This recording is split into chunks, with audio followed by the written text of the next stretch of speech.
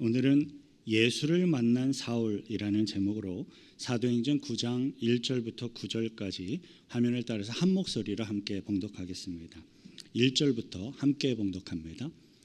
사울이 주의 제자들에 대하여 여전히 위협과 살기가 등등하여 대제사장에게 가서 다메섹 여러 회당에 가져갈 공문을 청하니 이는 만일 그 도를 따르는 사람을 만나면 남녀를 막론하고 결박하여 예루살렘으로 잡아오려 함이라. 사울이 길을 가다가 다메섹에 가까이 이르더니 호련히 하늘로부터 빛이 그를 둘러 비추는지라. 땅에 엎드러져 들음에 소리가 있어 이르시되 사울아 사울아 내가 어찌하여 나를 박해하느냐 하시거늘 대답하되 주여 누구시니이까 이르시되 나는 내가 박해하는 예수라. 너는 일어나 시내로 들어가라. 내가 행할 것을 내게 이를 자가 있느니라 하시니 같이 가던 사람들은 소리만 듣고 아무도 보지 못하여 말을 못하고 서 있더라. 사울이 땅에서 일어나 눈은 떴으나 아무것도 보지 못하고 사람의 손에 끌려 다메섹으로 들어가서 사흘 동안 보지 못하고 먹지도 마시지도 아니하니라. 아멘. 우리들이 사랑하며 읽고 있는 신약성경 27권 중에서 제가 이제 다음에 나열하는 성경책들은 매우 뚜렷한 공통점이 있는데요. 이 성경책의 이름들을 여러분들이 들어보시면서 그 뚜렷한 공통점을 한번 찾아보시길 바랍니다. 읽어드립니다. 로마서, 고린도전서, 고린도후서, 갈라디아서, 에베소서, 빌립보서, 골로새서, 데살로니가전서, 데살로니가후서, 디모데전서, 디모데후서, 디도서, 빌레몬서. 이 성경책의 공통점은 무엇이겠습니까? 이상 총 13권 신약 성경책은 매우 뚜렷한 공통점이 있는데요. 그것은 바로 이 성경책을 기록한 저자가 모두 사도 바울이라는 사실입니다. 사도 바울은 우리들이 사랑하며 읽고 있는 신약 성경책의 절반 이상을 기록한 사도일 뿐만 아니라 초대 기독교 선교 역사에 있어서 가장 중요한 역할을 감당하였던 정말로 위대한 선교사입니다. 그리고 오늘 우리들이 함께 살펴보고자 하는 성경 본문은 바로 그 사도 바울이 예수 그리스도를 믿고 구원받아 주의 백성이 되는 과정을 보여주며 증거하고 있습니다. 저와 여러분들은 성경이 보여주며 증거하고 있는 복음 증거의 기록들을 살펴봄으로써 더욱더 열심과 능력과 권세가 있는 복음의 증인들로서 살아가게 되시길 축원드립니다. 사도 바울은 예수 그리스도를 믿고 구원받은 천국 백성이 되기 이전에는요, 유대교에 굉장한 열심과 열정을 가진 사람으로서 사도 바울이 아니라 사울이라는 이름을 가지고 있었습니다. 본문 1절 천천히 다시 함께 읽습니다.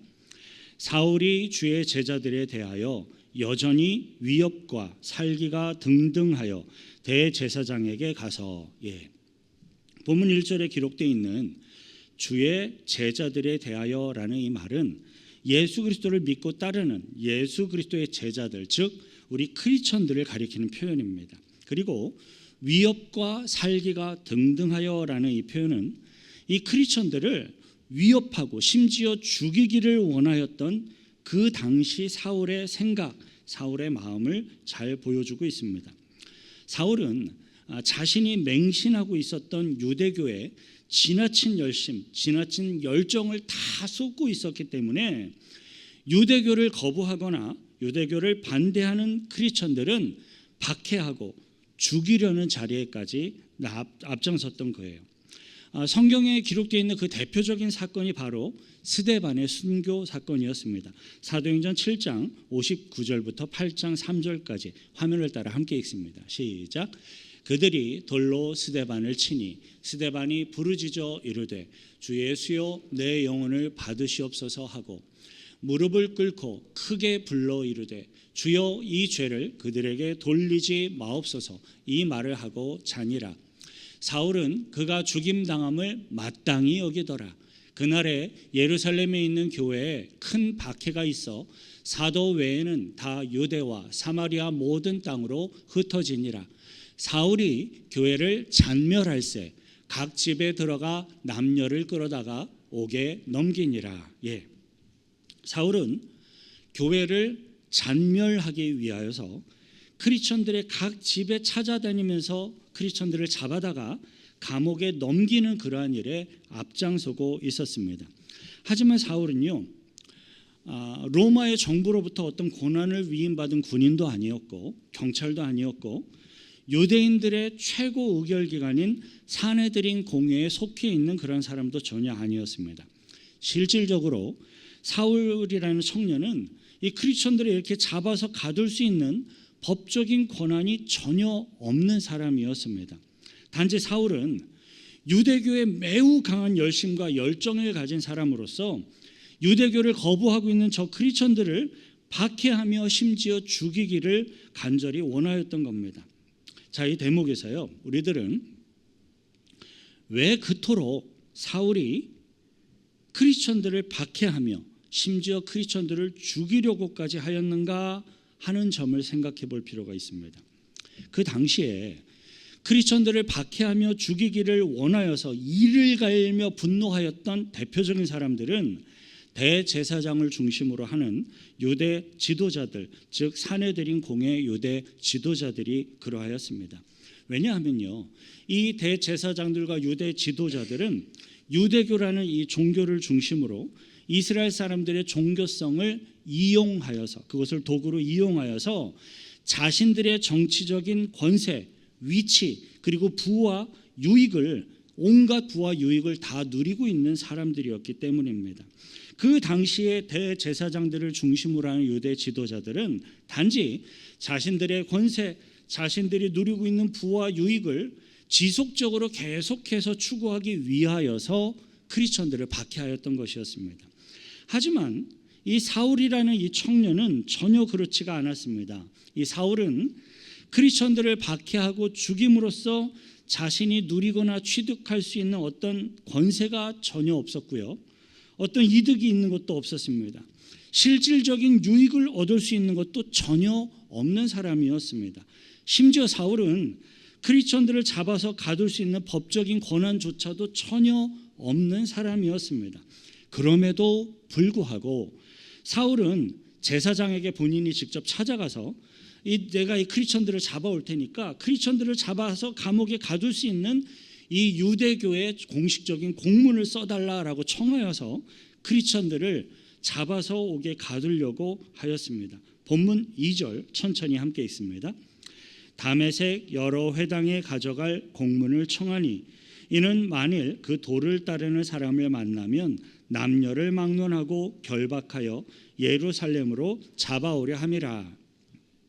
본문 2절에 다메섹 여러 회당에 가져갈 공문을 청하니라는 이 부분의 기록을 보면 사울은 다메섹까지라도 쫓아가서 크리스천들을 박해하고 그들을 다 잡아서 가두기를 원하였습니다. 그런데 여러분, 예루살렘에서부터 다메섹까지의 거리는 결코 가까운 거리가 아니었어요. 지도 하나 보여주시죠.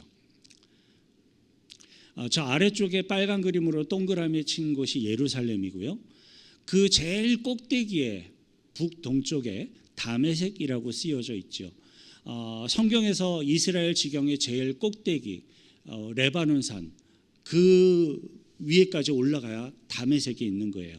저 당시에 저 거리는 꽤 긴 시간, 긴 노력을 투자해야만 갈 수 있는 굉장히 먼 거리였습니다. 사울은 예루살렘에 있는 성도들을 잡아서 가두는 것도 성에 차지가 않아서 이제는 정말 멀리 떨어진 그 다메섹 끝까지라도 자기가 쫓아가서 크리스찬들을 색출하여 잡아 가두려고 회당에 가져갈 공문을 청한 거예요. 자, 그렇다면 사울은 자신이 취득할 수 있는 실질적인 어떤 유익이나 이득이 전혀 없는데도 왜 그토록 크리스천들을 박해하며 잡아서 가두기를 원하였던 것일까요? 우리는 그 이유와 답변을 사울에 대한 성경의 다른 많은 기록들로부터 유추해 볼 수가 있습니다. 사도행전 22장 3절 함께 있습니다. 나는 유대인으로서 길리기아 다소에서 났고 이 성에서 자라 가말리엘의 문화에서 우리 조상들의 율법에 엄한 교훈을 받았고 오늘 너희 모든 사람처럼 하나님께 대하여 열심히 있는 자라. 우선 사울은 혈통적인 유대인으로서 길리기아 다소라는 지역 출신의 사람이었습니다. 지도 하나 또 보여주시죠. 빨간 그림으로 동그랗게 칠해진 저 다소라는 이 지역은 그때 당시에 사울이 자라났던 지역인데요. 그 당시에 굉장히 많은 무역이 부흥하고 번성하였던 대표적인 그러한 장소였습니다. 사울이 그 다소에서 자라나고 이렇게 살았다라는 것은 유대인으로서 유대의 문화뿐만 아니라 많은 무역과 상인들이 오고 가고 있는 그곳에서 헬라의 문화과 헬라의 철학도 역시 함께 접하며 익숙한 사람이 되었다라는 것을 말해주는 사실입니다. 그 다음으로 사울은 유대인이었는데요. 이 사울에 대한 더 자세한 배경이 빌립보서에 나와 있어요. 빌립보서 3장 5절 함께 읽습니다. 나는 8일 만에 할례를 받고 이스라엘 족속이요 베냐민 지파요 히브리인 중에 히브리인이요 율법으로는 바리새인이요. 사울은 베냐민 지파에 속한 유대인으로서 유대인 중에서도 율법에 굉장히 엄한 교훈을 받고 비교적 엄격한 율법을 준수하며 살아가는 바리새파라는 그룹에 속한 바리새인이었습니다. 이 바리새인이라는 그것만으로도 사울이라는 존재가 얼마나 유대교에 열정을 갖고 있는지 우리들이 알 수 있는 중요한 대목이에요. 그 다음으로 사울은 가말리엘이라는 사람의 밑에서 문화에서 그 당시에 최고의 학문과 최상의 고등교육을 받은 사람으로서 뛰어난 명철, 많은 학식으로 인정받는 정말로 그 당대 최고의 지식인 중에 지식인이었습니다. 그 당시에 유대교는요, 유대교를 크게 두 가지의 브랜치로 나눌 수 있는데 이 율법을 해석을 할 때 유연하게 플렉서블하게 해석을 하는 힐렐 학파라는 유대교의 큰 학파가 존재했고요. 율법을 해석을 할 때 매우 엄격하게 그 율법을 잣대처럼 해석을 하는 샴마이 학파라고 크게 유대교가 두 가지로 구분되어져 있었습니다. 가말리엘이라는 이 사람은 이 힐렐 학파를 창시한 분, 그 창시한 분이 랍반 가말리엘 1세라는 분인데요. 그 사람의 아들의 아들, 즉 손자 되는 사람이 바로 가말리엘이에요. 이 사람은 당시 모든 유대인의 인정, 존경을 한 몸에 받고 있는 유명한 최고의 랍비였고 사울은 바로 그의 제자였던 겁니다. 그 다음으로 사울은 태어나면서부터 로마 시민권을 갖고 있는 사람이었어요. 사도행전 16장 37절 함께 읽습니다. 바울이 이르되 로마 사람인 우리를 죄도 정하지 아니하고 공중 앞에서 때리고 옥에 가두었다가 이제는 가만히 내보내고자 하느냐? 아니라 그들이 친히 와서 우리를 데리고 나가야 하리라 한데 그 당시에 로마 시민권을 가진 사람은 로마 황제의 법으로 보호를 받는 특권을 누리고 있는 사람들이었습니다. 사울은 태어나면서부터 로마의 시민권자로 태어난 사람으로서 그 당시에 가장 발달된 로마의 정치와 로마의 법을 잘 알고 있는 특권층의 사람이었습니다. 이상의 많은 성경 구절에서 설명해주고 있는 사울의 모습을 우리들이 종합을 해보면 우리들은 사울이 어떠한 생각과 어떠한 마음으로 크리스천들을 박해하며 이렇게 잡으러 다녔는지를 추론해 볼 수가 있습니다. 사울은 자신이 믿고 자신이 확신하는 그 신념을 위하여서 헌신적으로 행동하는 행동파의 사람이었습니다. 하지만 그는 결코 단순 무식한 사람이 아니었어요. 그리고 사울은요, 결코 자신의 어떤 이기적인 사리사욕 탐욕을 위해서 살아가는 사람도 아니었습니다. 사울은 당대 최고의 혈통과 학문과 지식으로 이미 준비되어 있는 사람이었을 뿐만 아니라 자신이 확신하고 있는 유대교의 그 신념과 율법을 존중하여서 매우 스스로 엄격하게 그것을 지키며 살아가는 사람이었습니다. 대제사장들과 유대 지도자들은 스스로의 탐욕을 채우기 위해 사리사욕을 채우기 위해 크리스천들을 핍박하는 사람들이었습니다. 하지만 사울은 자신이 가지고 있는 이 신념을 지키기 위하여서 열정적으로 크리스천들을 핍박하는 사람이었던 겁니다. 자, 우리들은 이 부분에서 잘못된 신념과 편협된 어떤 생각이 얼마나 위험한 것인지를 다시 한번 더 확인해 볼 수가 있습니다. 사울은 자신의 잘못된 신념, 편협된 생각을 마치 진리인 것처럼 생각을 하여서 그 잘못된 신념을 지키기 위해 크리스천들을 박해하고 심지어 크리스천을 죽이기까지 하는데 앞장서고 있었던 거예요. 아무런 생각 없이 군중 심리에 선동돼서 사람들을 해롭게 하는 것도 물론 위험합니다. 그런데요, 잘못된 신념을 추구하기 위해 잘못된 목표를 가지고 사람들을 해롭게 하는 것은 정말로 더욱더 위험한 것입니다. 여러분, 아무리 많은 학문과 지식과 개인적인 경험을 통해서 자신이 어떤 강한 신념을 가지고 있다고 해서 그것을 하늘의 진리라고 말할 수는 없을 것입니다. 신념이라는 것은 결국 자신이 가진 학문, 자신이 가진 지식, 자신이 가진 경험을 근거로 해서 스스로 그 신념을 가지게 되는 거예요. 물론 어떤 신념은요, 창조주 하나님이 허락하신 불변의 진리와 이렇게 일치되는 결과를 가질 수도 있는 그런 신념도 있습니다. 하지만 어떤 신념은 잘못되고 편협된 지식과 경험에 근거해서 진리가 전혀 아닌 거짓과 악함을 추구할 수도 있는 거죠. 가령 공산주의 사상의 기초에서 이렇게 드러나게 되었던 나치즘 같은 것들이 바로 잘못되고 편협된 악한 신념에 해당하는 대표적인 예시일 것입니다.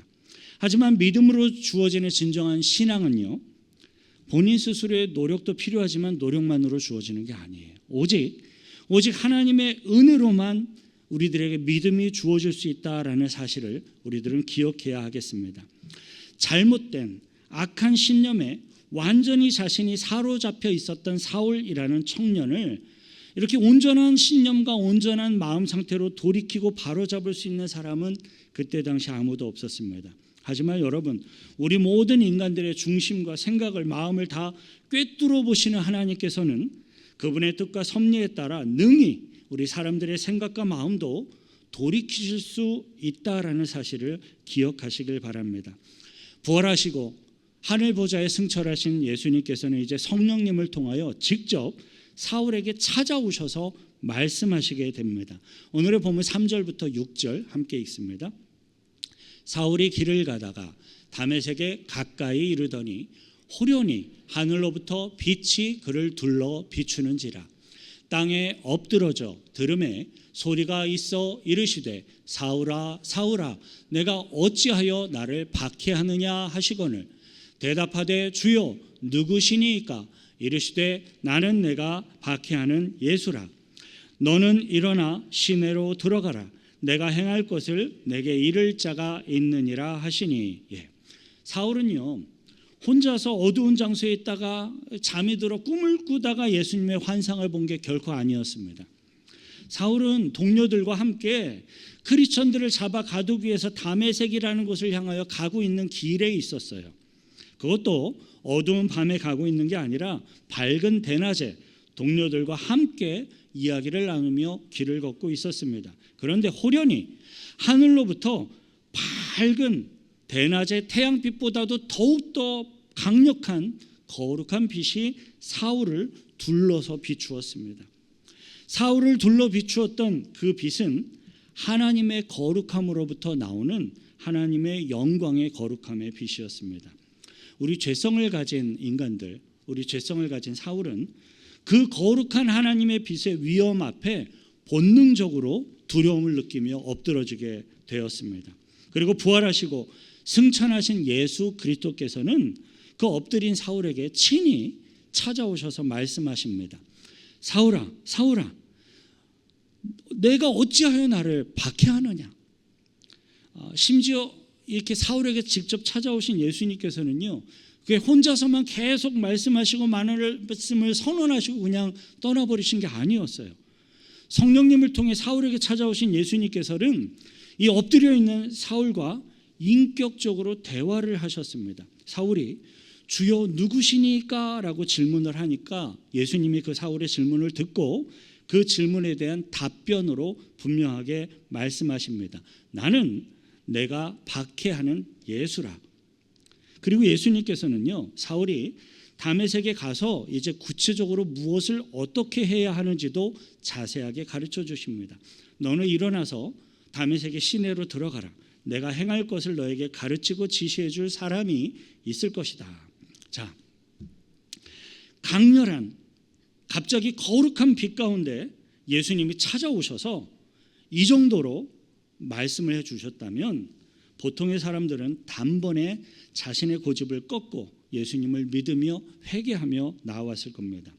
하지만 예수님께서는요, 사울이라는 청년이 굉장히 고집이 세고 완강한 사람이라서 쉽게 자신이 갖고 있는 그 신념을 포기하지 못하고 지금 이 상황조차도 그냥 특별한 환상과 경험으로 치부할 수도 있다라는 것을 예수님은 너무나도 잘 알고 계셨습니다. 그래서 예수님께서는 사울이 결코 자신의 고집을 부리거나 예수님의 말씀을 무시할 수 없도록 매우 분명한 증거를 남겨놓으시게 됩니다. 7절부터 8절에 함께 있습니다.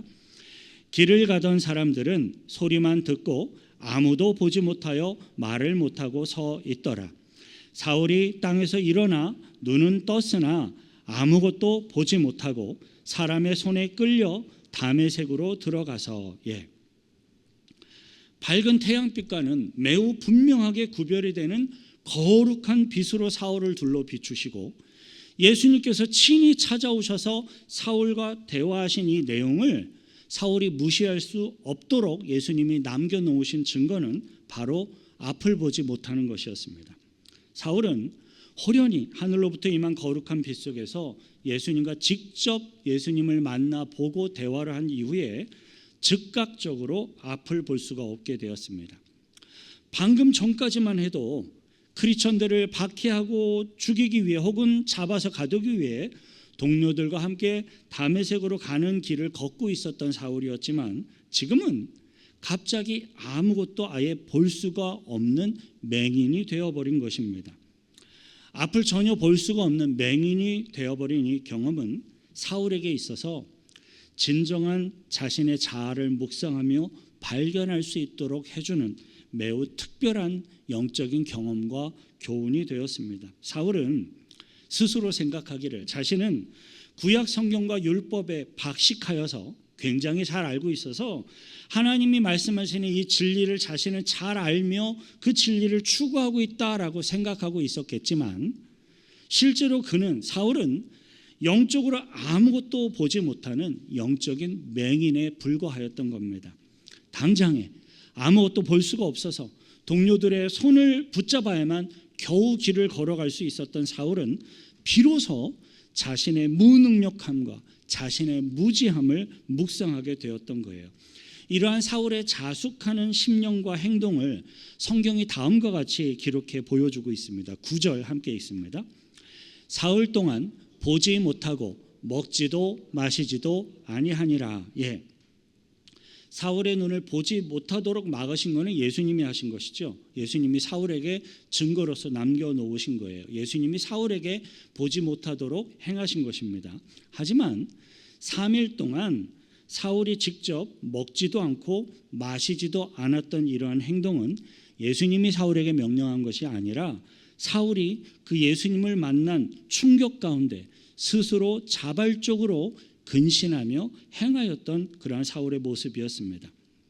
부활하시고 승천하신 예수님께서는 성령님을 통해 사울이라는 이 청년에게 직접 찾아와 주셨고 보여주셨고 그와 대화하며 말씀해 주심으로써 십자가 구원의 복음을 증거해 주신 것입니다.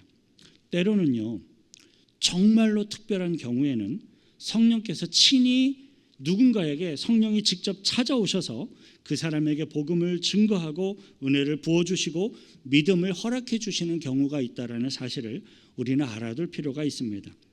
하지만 여러분, 왜 나에게는 예수님이 이렇게 직접 사울처럼 찾아와 주셔서 나에게 보여주시고 말씀해 주시지 않는 것입니까? 라고 생각하며 바라는 성도님들이 계시다면 잘 들으시길 바랍니다. 그런 분들은 없기를 바랍니다. 왜냐하면요, 저와 여러분들은 그 시대에 살고 있었던 사도 바울과 같은 그러한 인물들이 전혀 아니기 때문에 그래요.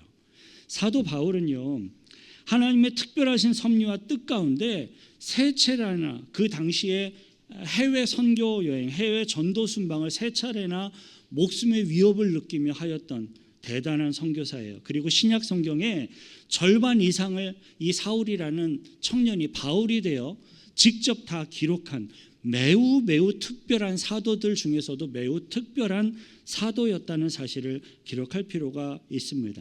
사랑하는 성도 여러분, 지금 현재 우리들은요, 예수님께서 친히 사울을 찾아가셔서 복음을 증거하며 전도하셨던 것과 같은 매우 특별한 일들이 더 이상 필요하지가 않은, 이미 은혜가 성령을 통하여 부어지고 있는 은혜의 시대에 살고 있습니다. 그럼에도 불구하고 예수님께서는요, 지금도 성령의 충만함을 간구하고 사모하는 모든 성도들에게 필요에 따라 성령을 통하여 임하여 주시고 찾아와 주시고 역사하고 계신 것을 또한 믿으시길 바랍니다. 저에게는요, 딱 저에게 필요했던 것만큼 성령께서 보여주셨고요, 성령께서 저에게 필요했던 것만큼 증거해 주셨고요, 임하여 주셨고요, 말씀해 주셨습니다. 그리고 지금도 그 성령님의 뜻과 필요에 따라 역사하고 계신 것을 믿습니다. 그리고 그 동일하신 성령님께서는 지금도 그리고 앞으로도 이 자리에 계신 우리 모든 성도님들의 필요와 간구와 영적인 소망을 들으시고 그 성령님의 뜻과 필요에 따라 찾아오실 것이고 역사하실 것이고 주님의 뜻을 이루어 가실 것을 믿습니다. 십자가 구원의 복음을 증거함으로써 죄 가운데 죽어가는 영혼들을 이렇게 구원해내는 영혼 구원의 사역은 사울에게 하늘 보좌에 앉으신 예수님이 친히 찾아가셔서 이렇게 직접 증거하셔야 했을 만큼 가장 중요한 사역이었습니다. 예수님께서는 그 중대한 복음 증거의 사명을 저와 여러분들에게도 매우 분명하게 명령하셨습니다. 생각해 보십시오. 잘못된 신념, 잘못된 지식에 사로잡힌 사울조차도 다메섹까지 걸어가면서 자신의 신념을 추구하며 크리스천들을 잡아 가두려고 했었어요. 하물며 우리를 구원하신 예수 그리스도께서 친히 명령하시는 이 복음 증거의 사명 앞에 우리 믿음의 백성들이 최선을 다하며 충성을 다하는 것은 더욱더 당연한 것임을 믿습니다. 나는 내가 박해하는 예수라라고 말씀하셨고 증거하셨던 그 예수님께서 이제는 저와 여러분들에게 명령하고 계시는 복음 증거와 전도와 선교의 음성 앞에 저와 여러분들이 믿음으로 그것을 듣고 행하시기를 축원드립니다. 이를 위해서 같이 함께 기도하실 텐데요, 주님의 음성을 가로막는 것들이 있습니다. 나의 생각을 대부분 차지하고 있는 것들, 그것이 주님의 음성을 가로막고 있습니다. 자녀일 수도 있고요, 돈일 수도 있고요, 내가 관심 갖고 추구하고 있는 어떤 일일 수도 있습니다. 물론 중요합니다. 그러나 나의 인생의 중심에는 그것이 아니라 주님이 계셔야 합니다. 그래야 주님이 말씀하실 때 들으실 수 있습니다. 사울처럼 주님이 말씀하실 때 듣지 못하면 직접 찾아오셔서 맹인이 되게끔 하셔서라도 말씀하실 것이고 보이게 하실 것입니다. 저와 여러분들은 그 주님의 음성을 들으시기를 축원드립니다. 주님의 음성을 듣고 복음 증거자로, 전도자로 주님이 맡겨주신 사명을 감당하는 저와 여러분들의 삶으로 살아갈 수 있기를 간구하며 같이 함께 기도하겠습니다. 거룩하신 구주 하나님 아버지요, 성령께서 사울을 사로잡으시고 예수님이 친히 그와 보이시며 증거하시며 말씀하셨던 사건들을 성경을 통하여 확인하였습니다. 복음 증거의 사명이, 영혼 구원의 사명이 얼마나 크고도 중대하였길래 그 사역을 위해 꼭 필요한 사울이라는 청년에게 예수님께서 친히 찾아오셔서 말씀하시고 증거하시고 명령하셨던 것을 우리는 확인하였습니다. 그리고 그 동일한 사명이 나에게도 주어져 있음을 믿습니다. 주님, 이 땅을 살아가는 날 동안 나에게 허락하신 이 소중한 삶의 시간 동안 주님이 명령하신 이 하나님의 뜻을 이루어가는 복음 증거의 사명을 감당해 나아가는 전도와 선교의 사명을 감당해 나아가는 주의 제자로서의 삶을 살아갈 수 있도록 나를 붙들어 주시고 우리들의 가족을 붙들어 주시고 우리들의 믿음의 공동체를 붙들어 주시고 사용하여 주옵소서. 하나님 아버지, 그 어떠한 사람도 꺾을 수가 없었던 청년 사울의 잘못된 신념과 열정을 다메섹으로 가던 길 위에서 깨닫게 하시고 돌이키시며 변화시키신 예수님을 찬양하며 경배합니다. 예수님께서 사울에게 말씀하셨던 것처럼 지금도 우리 모든 성도들에게 말씀하고 계시는 복음 증거의 그 사명을 우리들이 믿음으로 듣고 순종하게 하셔서 구원의 열매를 거두시기를 소망합니다. 영원 구원을 위한 하나님의 뜻을 성취하시는 예수 그리스도의 이름으로 기도하옵나이다. 아멘. 우리들에게 말씀하시고 주님의 뜻으로 이끌어 가시는 주님의 은혜 앞에 감사의 박수로 영광 돌려드리겠습니다. 아멘.